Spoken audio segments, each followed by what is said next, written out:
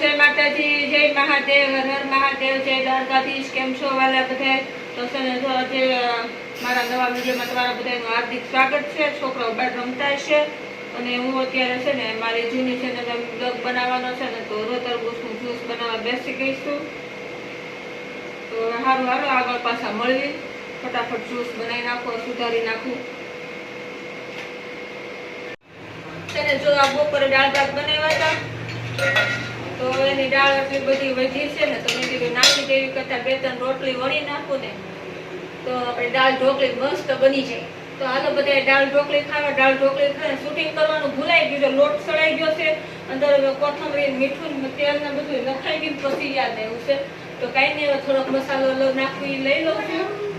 તો જો આપણે છે ને બપોરની દાળ વધેલી હોય તો નાખી ન દેવી પડે ને તો આ એક ખાવ સરળ રસ્તો છે.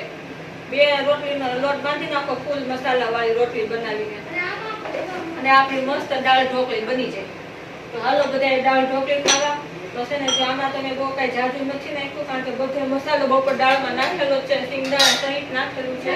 આમાં થોડુંક એવું આપણે લસણ વાળું મરચું નાખી દઈએ, હળદર નાખી છે, મીઠું નાખ્યું, તેલ ને કોથમરી અને પાણીથી લોટ બાંધી લેશું. તો હાલો હવે લોટ બંધાઈ જાય ને પછી શું કહેવાય ઢોકળી વણું ત્યારે મળવી પાછા. જય માતાજી, જય મહાદેવ, હર મહાદેવ બોલા.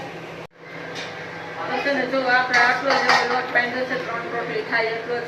અને આમાં ભાખરી લોટ બાંધી નાખ્યો છે ને તો ઊભું થઈને ઉકાળવાની છે ને તો પેલા વિચાર એવો મેં કર્યો તો પેલા રોટલી બનાવી નાખું, ફટાફટ એને તકાડીને ઢોકળી બનાવી નાખું, પછી દાળમાં નાખી પછી ઉભા એક ગેસે ભાખરી બનાવીશ ને એક ગેસે ઢોકળી ઉકાળી નાખીશ તો મસ્ત આપણી દાળ ઢોકળી તૈયાર થઈ જશે.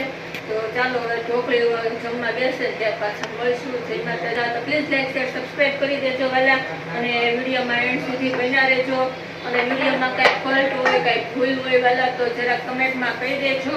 તો બધાને પડશે ખાસ કહેવાનું કે જરાક સપોર્ટ કરજો વાલા. એની કટિંગ કરી નાખીએ.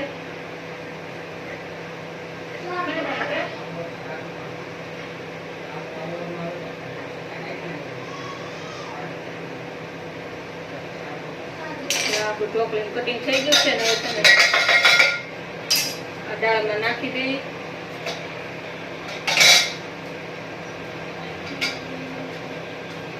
ચાલો આ જે 2 રોટલી બાકી છે ને એવી રીતે વણીને ફટાફટ એને દાળમાં હું નાખી દઉં પછી ઉકાળી નાખશું પહેલા. તો ત્યારે મળવી હોય તો છે ને જો આપણે આ દાળ ઢોકળી આપણે ઉકળવા મૂકી દીધી છે અને આલો ગેસ ચાલુ કરી દીધો છે આપણે. તો બસ તો આવી રીતે ફટાફટ દાળ ઢોકળી બની જાય છે.